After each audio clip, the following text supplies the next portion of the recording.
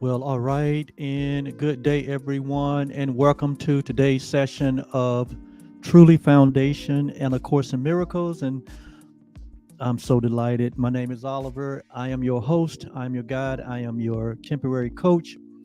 And what is more important is that I am your self. I am your neighbor, as Jesus said. And he said, love your neighbor in the same manner that you love yourself. Why? Because your neighbor is yourself. And so to the degree that you love your neighbor is the degree that you love yourself. So that can be like a test. And so that's why I purpose to teach only love and to demonstrate only love. That is my desire. Do I hit it in the bullseye every time? No. But I recenter myself and remind myself that love is all there is. Love is all that I want. So love is all I should want to give to another. And so we're delighted this morning that we are looking at another workbook lesson, again, out of our uh, course book called A Course in Miracles, a course in mind training, a course in um, transformation. This is a course in letting go. This is a course in forgiveness. We can attach so many themes that are a part of the course in the name of the course. But A Course in Miracles simply means that the miracle is a shift in the way we perceive ourselves, the way we perceive this perceptual world. And once we make the shift from seeing and experiencing and perceiving from a place of what the Course calls unreality, and we begin to look from what the Course calls reality or Christ's vision, and then that which we see, that which we look upon changes. We don't change things. We can't change things, but the way we look upon them change when we change or shift our perception. And so um and so this morning we are going to shift our focus to workbook lesson 261. Workbook lesson 261 is where we are today. So the thought for today, the God idea for today is God is.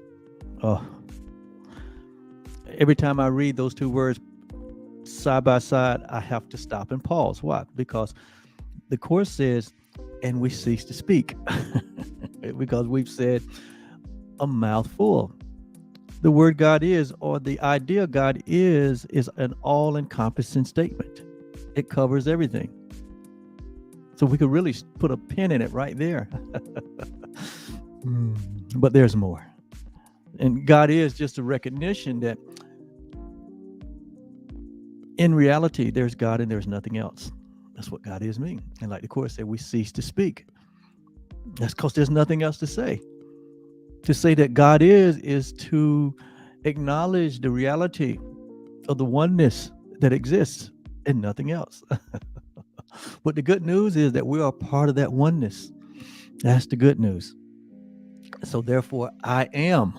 See, God is, therefore I am, because in that God is, God created, or God extended himself and called that process of extension creation. And in that extension of creation, we became aware, we became conscious. And so that's the good news again. So God is my refuge and my security. That is our thought that we're going to unpack today. God is my refuge and my security. That is a fact. It's a matter of fact. God is my refuge and my security. That is a fact in reality. Because what? We remain one with God. We remain in the heart of God. That will never change. However, in this perceptual experience that we're having, where it appears that there's been some kind of breakup here, appears that way. It's not the truth.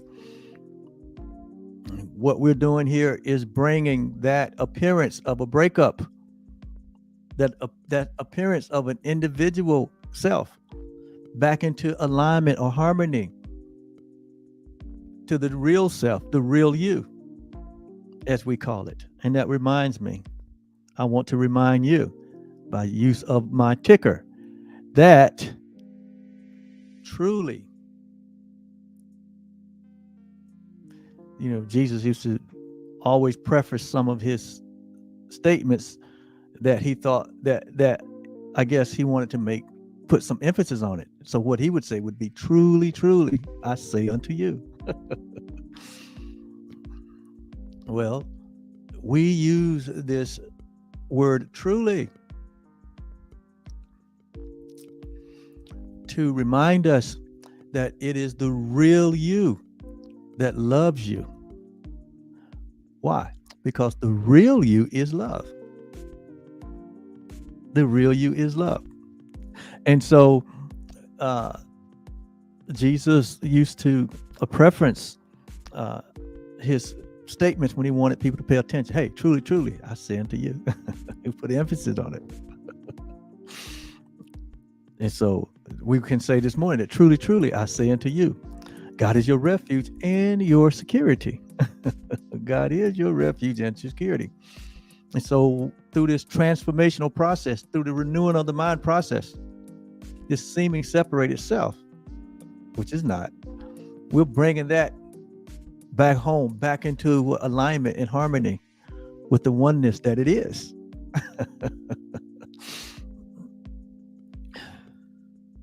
And so when we look at the words refuge and security, God is my refuge and my security.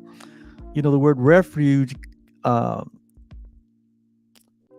in normal terms is related to a condition of being safe and sheltered from any kind of pursuit or danger or trouble.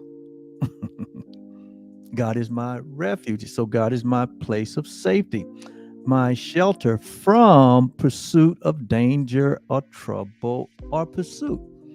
Not that we're being pursued or that we're in danger or that we're in trouble. But God speaks to reality. And that in God there is no pursuit, danger, or trouble. There is none. We only have an association with pursuit, danger, and trouble in this perceptual world. But in reality, there is none. Because if there was a pursuit of danger and trouble, if there was a pursuit of danger and trouble, then that pursuit would be not only to you, but to God also, because you and God are one.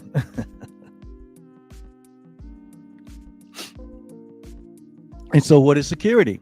It says security is the state of being free from danger and threat. The state of being free from danger and threat. That's what security is. So God is our refuge. God is our security. God is our state of being free from danger and threat. God is our condition of being safe and sheltered from pursuit, danger, and trouble. God is that. And so if that is true, and it is, then there's no need to be concerned. There's no need to be concerned. But understand that in a perceptual world, you see it all around you. Trouble, danger, and fear. Trouble, danger, and threat. You see it all around you in the world of form. And the reason we see it all around us is because we're looking through the eyes of fear.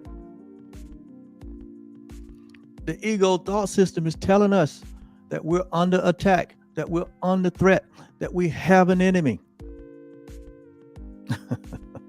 Even the religious community tell us that there is an enemy. There's an unseen enemy, and he's after all of us. And he's come to steal, kill, and destroy all of us. So you see, we're promoting that an idea ourselves. That's not a God idea. That's an idea that we've made up. And so we're reinforcing the fear that this world, this perceptual world, was built on. The systems in this world are built on sin, consciousness, guilt, and fear. They're not built on the reality of love. They're not. And so because we are here as an observer and a participant in many cases, we become subject to the illusion of fear, sin, guilt, threat, danger, trouble. We, as we observe the many things that happen in the world.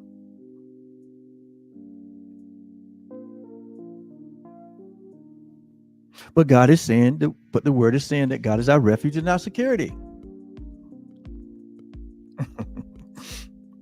And that's an experience that you can have on two different levels. On one level, which is the level of reality,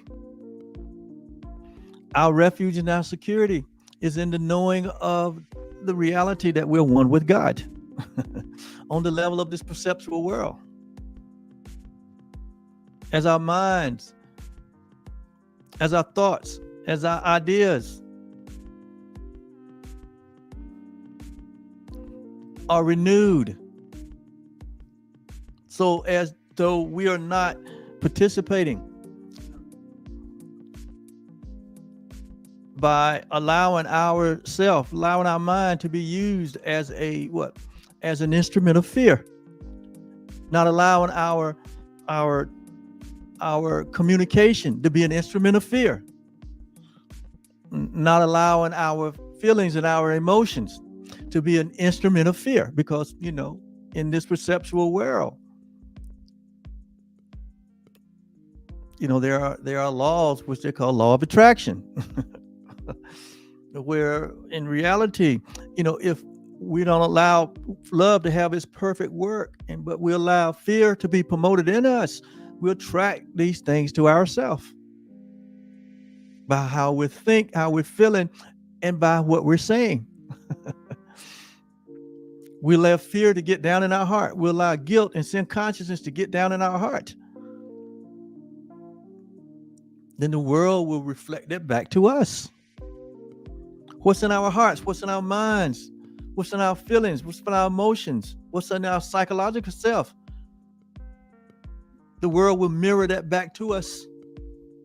Because the world is neutral in a sense. We are the cause. The world is not the cause. The world is just the effect. We are the cause. We are the source of all our experience. We are the source of our perceptions. We're the source of it all. And when we are misaligned in our thinking and in our feelings, in our emotions, when we're misaligned in our talking, our speaking, when we're misaligned in our believing, when we're misaligned in our actions, then this world will mirror back to you that misalignment that would generate and create a sense of fear and separation, guilt, sin consciousness. But when we wake up to the reality of who we are as love only and renew our minds and be transformed and not be conformed to this world of fear, but transformed by the renewing of our minds, so that we become an instrument of light, that we become an instrument, that our very being becomes an altar unto God, an altar unto love. And that is where the refuge is. That is where the security is. There is where our peace reside. Knowing that God, that in reality, that which is real cannot be threatened. Who we are cannot really be threatened. That which is not real does not exist. Therein lies our refuge and our fortress, which is the peace of God. There where it is. Let me pause right here. When I was preparing for this lesson today, the scriptural reference out of the book of Psalms came to me and say, this is what the psalmist was seeing. This is what the psalmist was saying, not from a place of purity, but he was seeing it really from a place of fear, from a place of seeing that there were enemies. But he wrote this just the same, in a way that is beneficial.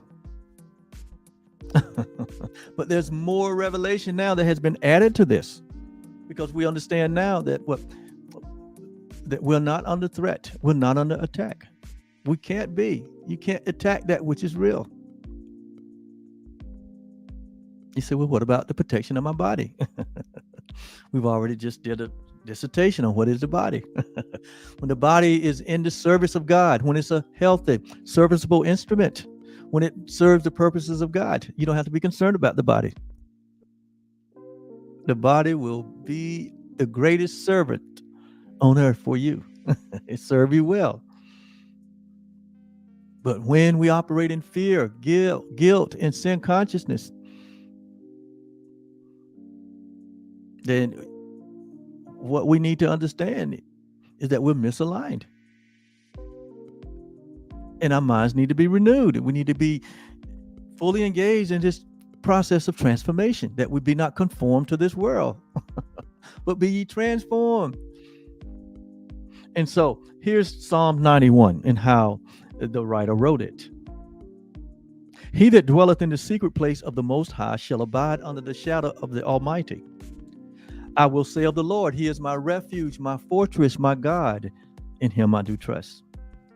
Surely he has delivered me from the snare of the fowler and the noisome pestilence. He has covered me with his feathers, and under his wings I do trust. His truth is my shield and my buckler. Thou shalt not be afraid for the terror by night, nor for the arrow that flieth by day, nor for the pestilence that walketh in darkness, nor for the destruction that wasteth at noonday. 1,000 shall fall at my side, 10,000 at my right hand, but it shall not come near me. Only with thine eyes shalt thou behold and see the reward of the wicked. Because thou hast made the Lord, which is my refuge, even the Most High, my habitation. There shall no evil befall thee, neither shall any plague come near thy dwelling. For he shall give his angels charge over thee, and keep thee in all thy ways. They shall bear thee up in thy hands, lest thou dash thy foot against a stone. Thou shalt tread upon the lion and the otter, the young lion and the dragon shalt thou trample under feet. Because he has set his love upon me, therefore will I deliver him. I will set him on high, and because he has known my name. He has known my name. My name is I am. He shall call upon me, and I will answer. I will be with him in trouble. I will deliver him and honor him. With long life will I satisfy him and show him my salvation. This song was written by David, the psalmist, because David was, David was on the run.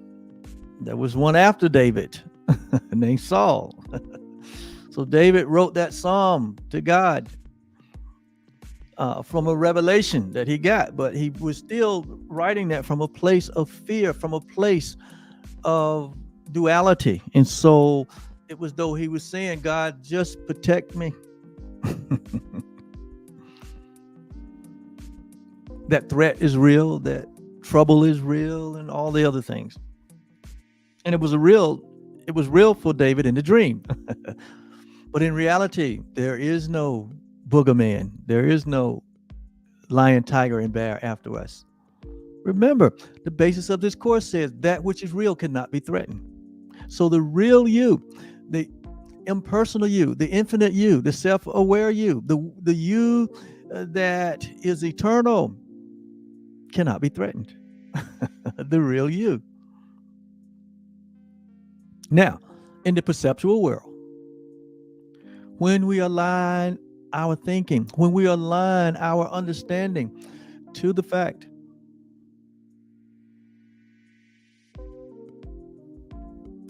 that when we are in alignment, in a harmony, when our self-image of ourselves is in alignment with the truth that is true always, we come to a realization that we don't have to be concerned about anything. We don't have to be concerned about an external enemy. We don't have to be concerned about, like it says here, danger or trouble or being pursued. These things only become a part of and a parcel as we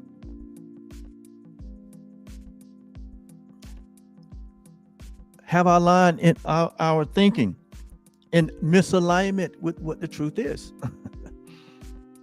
And so we activate the law, we attract, we tell the world to because we're in fear, because we're in trouble, because there is an enemy.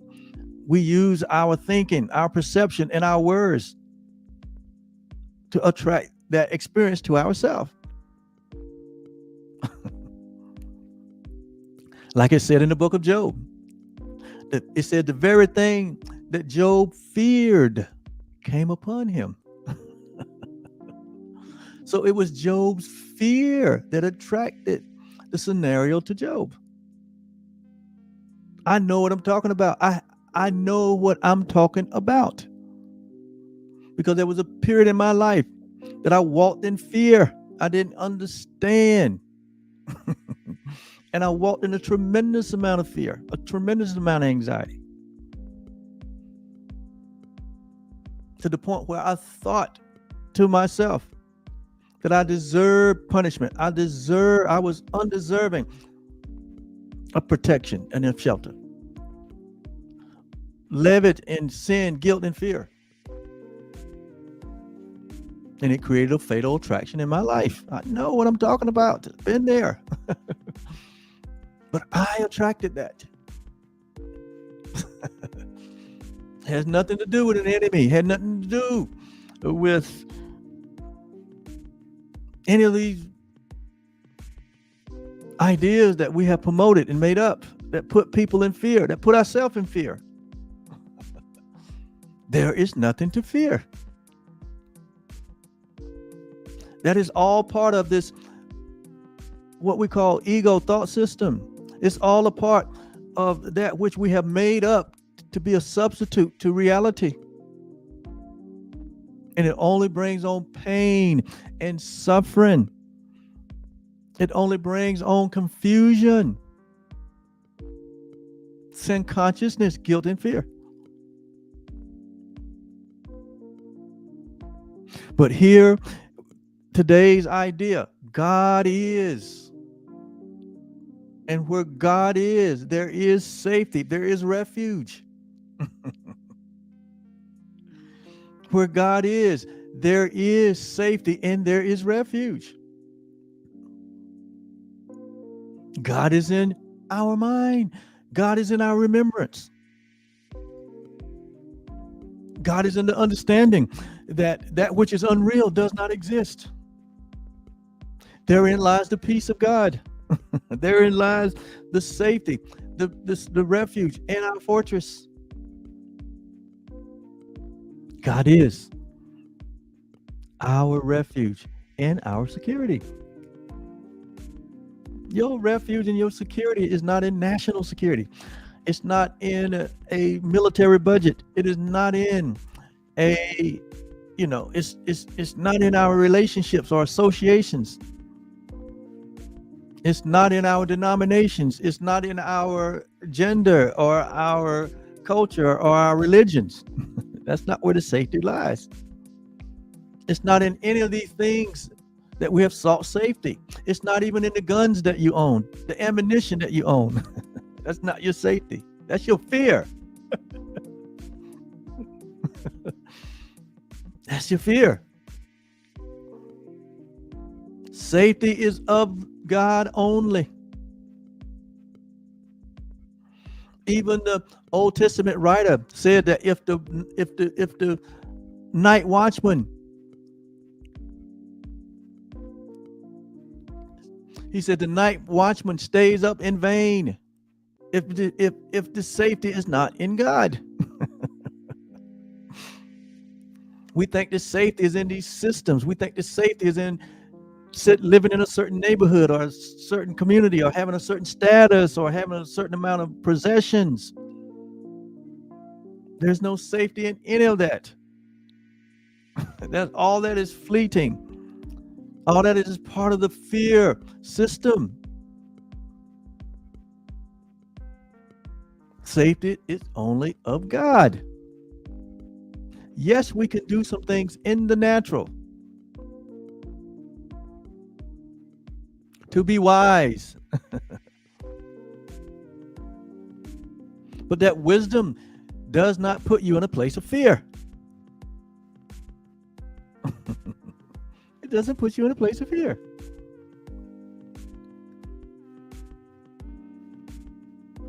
And so,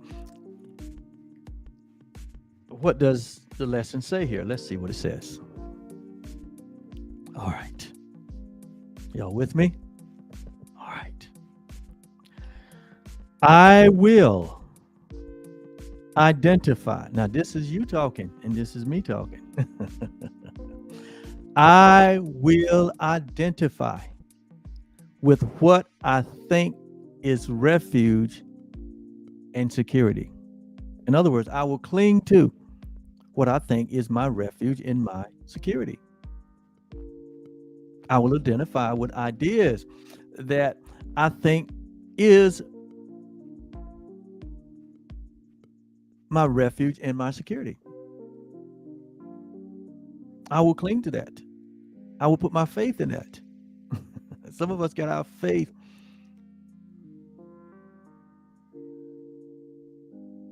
in places that are falling apart. Institutions that we thought was the solid rock, and they're all being threatened. Why? Because they're only temporary man ideas. And therefore, they're what? It is turning people to be more fearful and more afraid. Because they identify with what they think their refuge and their security is, what they think can protect them from trouble, danger, and pursuit. I will behold myself where I perceive my strength. This is what we do, right? This is what we do. We identify with what we think is refuge and security. We hold ourselves where we perceive our strength to be. And think I live within the citadel where I am safe and cannot be attacked.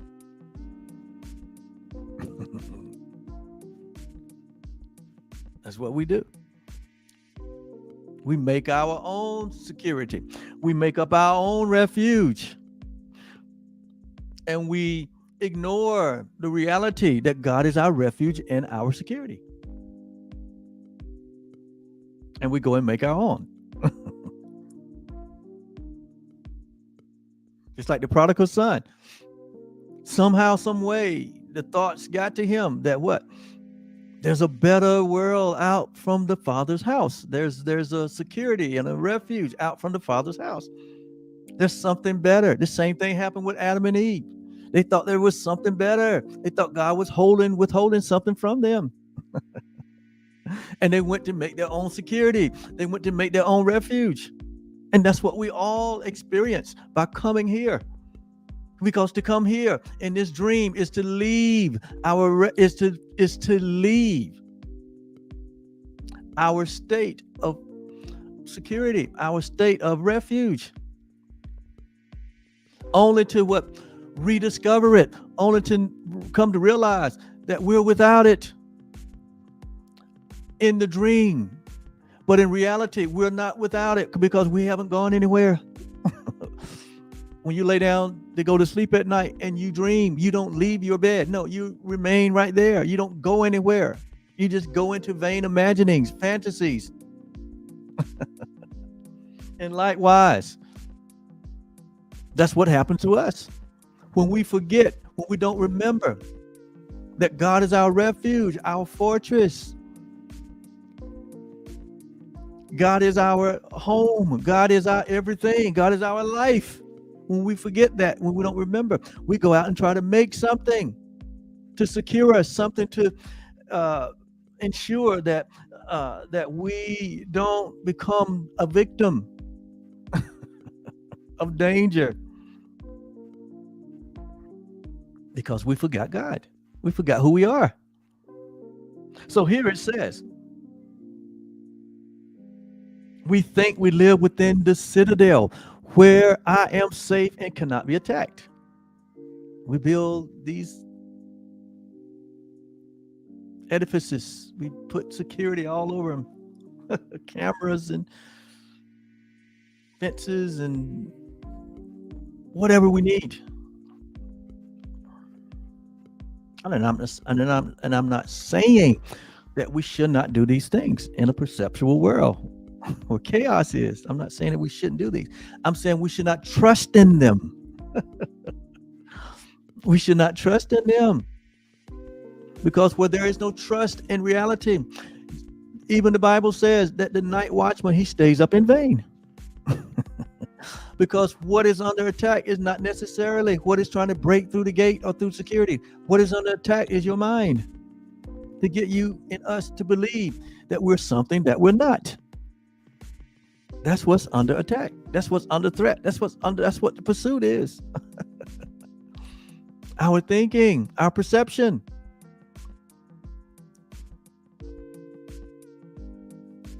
So it says, let me today seek not security in danger. Let me not seek security. Let me not seek a state of being free from danger or threat in danger.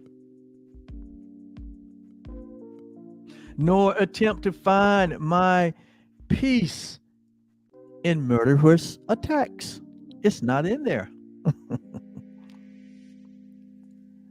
I live in God.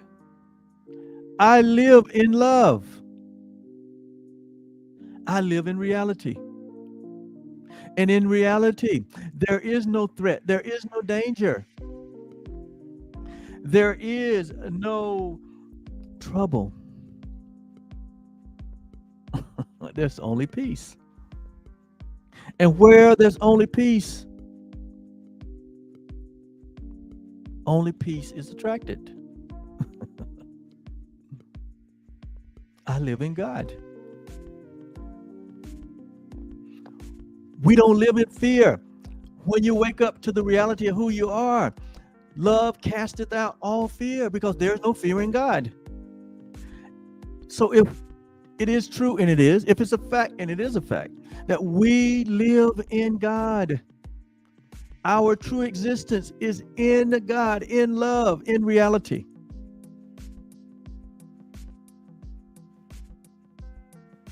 Then there is no trouble. There is no pursuit. There is no danger. There is no fear. When we entertain fear, it's just an indication that we became afraid of love in that moment. That's all. When we try to rely on what we can make up and call it refuge and safety, we have forgotten love in that moment. That's all.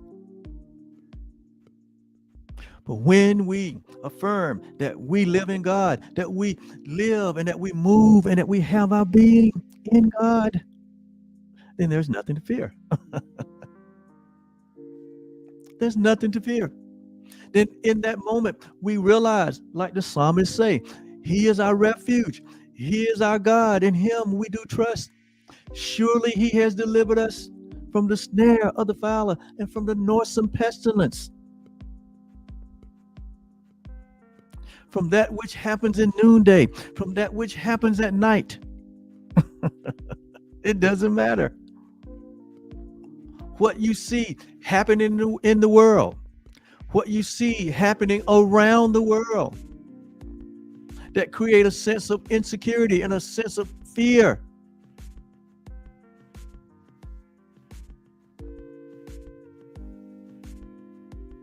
It's only a reflection of the fear and this sin consciousness and guilt that is held in the mind of humanity. So what needs to be healed is the mind. Humanity is responsible for everything that happens in this earth. God isn't. God gave us dominion over the earth and told us to subdue it. Told us to subdue it.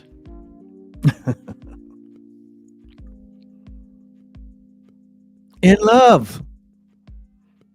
But you can't subdue it in fear. You can't subdue it in hatred. You can't subdue it in a belief in separation. You cannot subdue it and believe that we're separate from one another, that we're different from one another. You cannot subdue it when we are not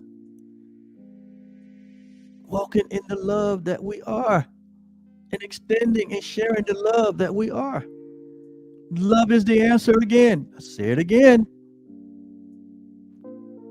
Institutions are not the answer. Love is the answer.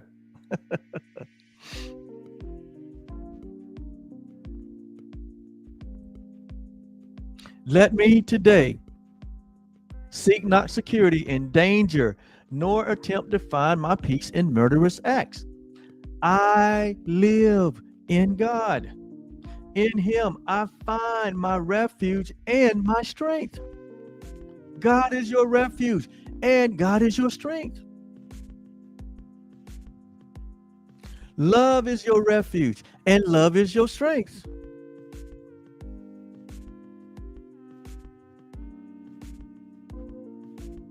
Forgiveness is your refuge and forgiveness is your strength. In Him is my identity. God is, therefore I am. That I am. God is my identity. The body is not my identity. God is my identity. That which God created is my identity. That which we made is not our identity. And we made the bodies. It's not our identity. It's not who you are. You are not a limited self. You are not a finite self. But you are an infinite, impersonal, and self-aware self, just like your Father. That's your identity. It says, in Him I find my refuge and my strength. In Him is my identity. In Him is everlasting peace. That means that peace is in you. That means that in you is not only strength and refuge, but in you is your identity. In you is everlasting peace, and only there will I remember. It is in the remembrance. Again, here we come again with this remembrance. We but need to remember or to recognize the truth that is true always. And it is in this recognition that I remember who I really am. So this again is about our identity. Your refuge and your security, it is in you knowing who you are as one with God, who you are as the holy home of God, who you are as the innocent, guiltless, sinless creation of God. Therein lies your refuge. Therein lies your security. Therein lies your peace. As the Course says, herein lies our peace. Because that which is real is our true identification. The real you that loves you. The real you that God created. Yes, yes, yes. I give you this gift today.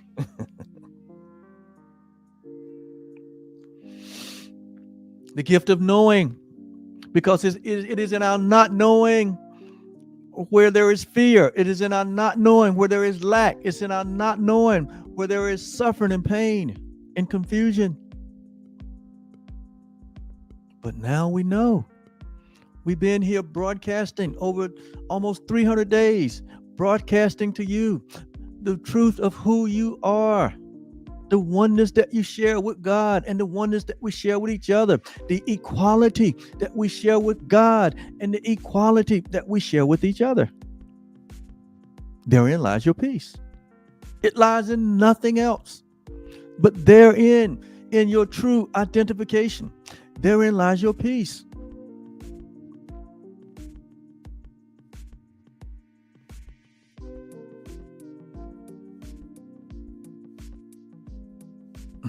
God don't want us worshiping idols. God don't want us making religions out of the truth. God wants us to know who we are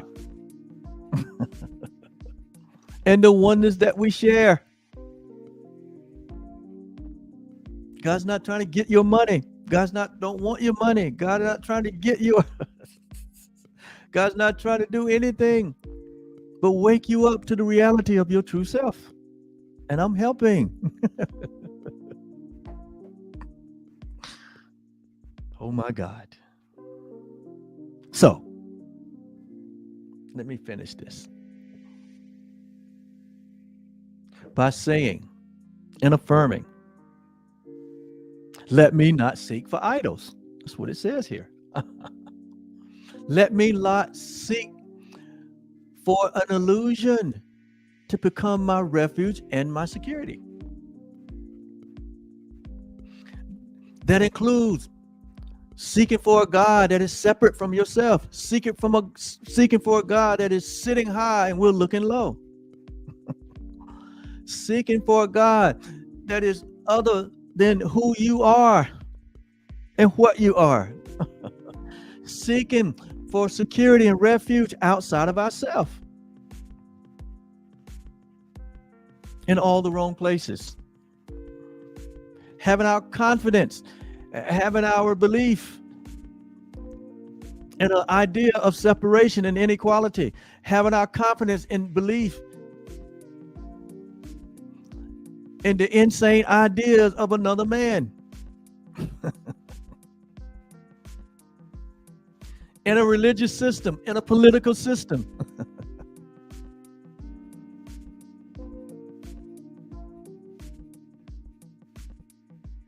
In a fraternal order.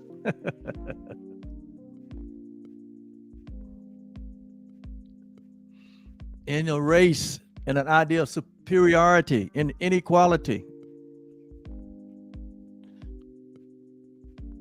Having our faith in, putting our faith in guns, in bombs. None of that stuff can ultimately protect you. Only God. Do you not know that if it wasn't for the love of God, this place would have already been what? This dream would have already been blown up.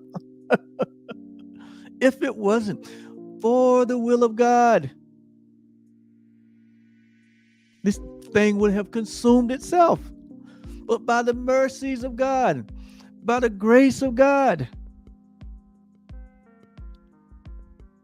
God said, no, love is going to end it all. Love is. Love is going to finally put the illusion to rest. Just like when you wake up at night from a dream. Once you wake up, you realize the dream was not real. And so what?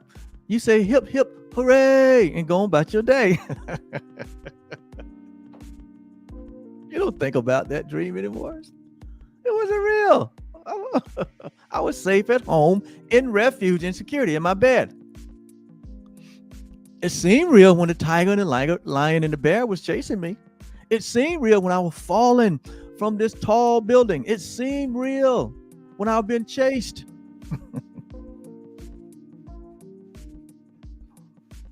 But it wasn't real. It was only a dream. It was only a vain imagining. It was only a fantasy. It was only a hallucination.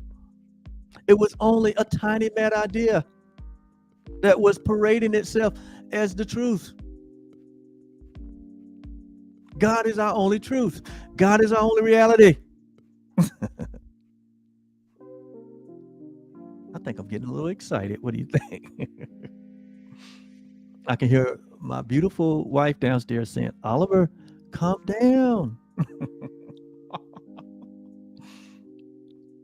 She said, you fussing at the people. Well, you guys know me by now. I'm not fussing. Well, there's nothing to fuss about. For me to fuss I would be operating from fear. No, this is just my what? Excitement. This is just my vigor. This is my love for the truth. It comes out sometimes.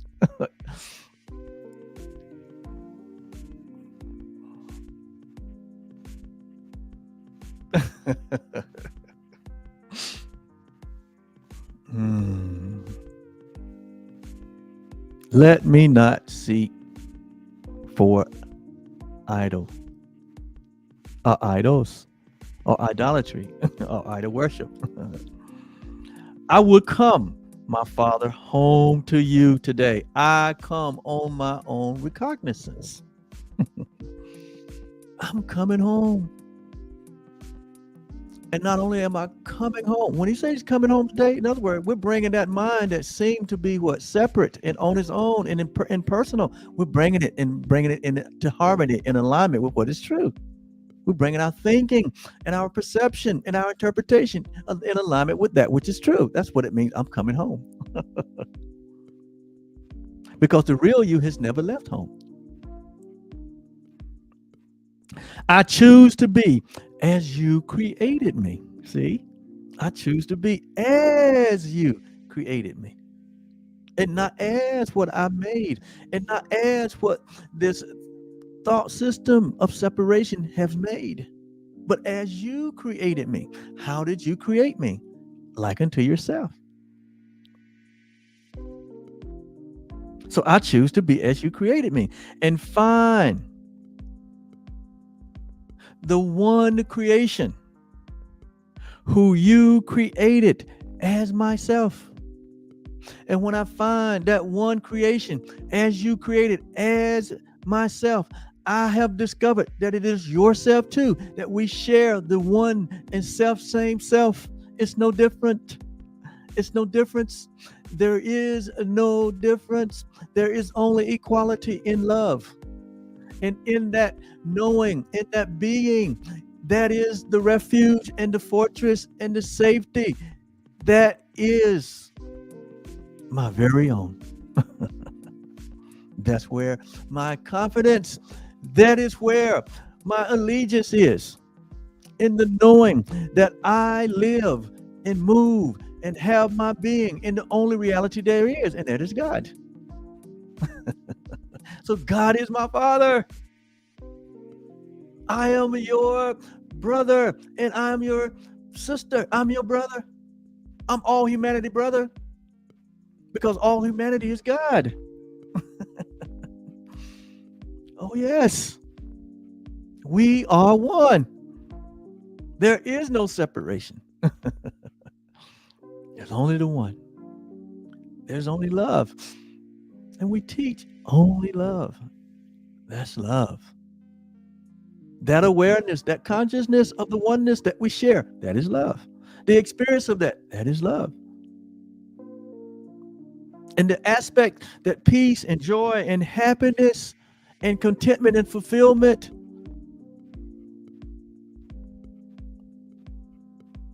the aspects, the role that those attributes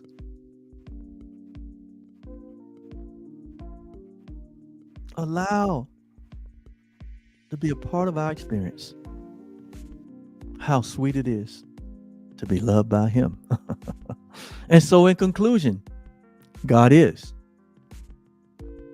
I could cease to speak, but we need to know, we need to be reminded that God is what? My refuge. God is my security. God is my very life. We can say God is and that's it, but we only add because what we have brothers and sisters that remain asleep, that needs to be awake, that needs to be reminded of who they are. That's what truly foundation has been established just for that, to remind humanity to do this, what? In remembrance of me. Jesus said, do this in remembrance of me. I say it too right now. Do this in remembrance of your reality. Do what? Let go of all the falsities. Let go of every credence that you have, and every allegiance that you have ever given to anything but your true self. And embrace the truth that is true always concerning you. So, no worries, no fear, only love.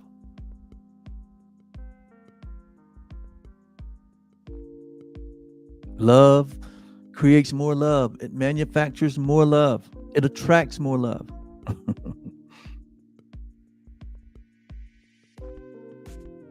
That's why Paul said, I'd like to show you a more excellent way than faith, than believing. He said, there's a more excellent way.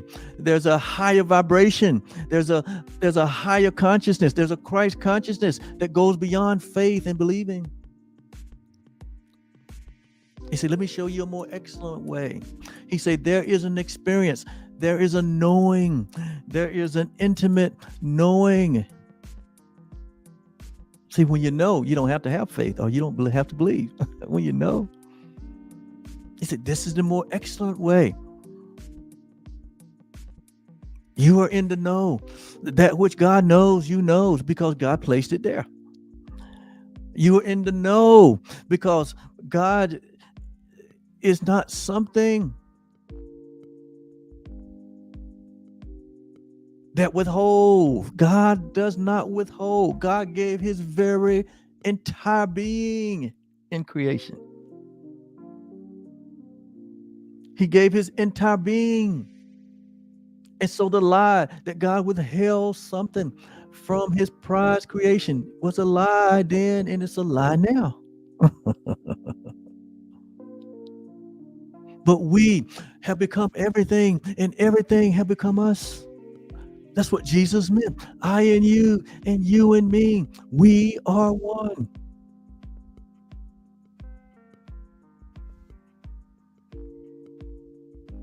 And that cannot be altered, and it cannot be changed. That's the more excellent way. And so when we walk in love, when we extend love, when we lay down all of these cockamamie ideas that have been impressed upon us, thinking that we're different, thinking that it's the race makes the difference, the country makes the difference, the gender makes the difference, that all these differences that we have placed between us and this more excellent way, when those things are removed, and they have already been removed, we're still suffering with the residual effect in our mind. We're still holding on to these idle thoughts and idle ideas. But when we let them go, what remains is that of the will of God only, which is love. I'm here to tell you. I think I beat that drum enough today. And it had a sweet sound. The drum of love. Love has a sweet smelling savor. Love is all there is.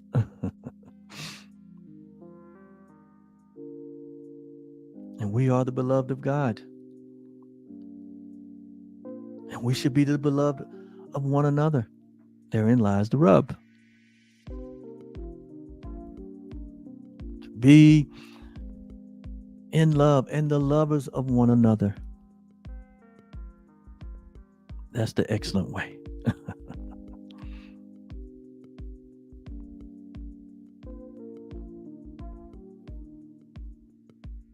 Love heals all things.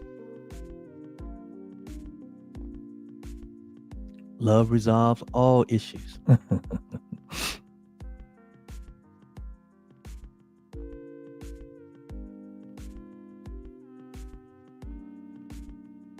All right. Until tomorrow, where I am right now doing this is Christmas Eve. What does that mean? Should mean what? That we remember only love. Remember only love. But that is who we are. Thank you so much. Until then, God is your refuge and your security. And so it is.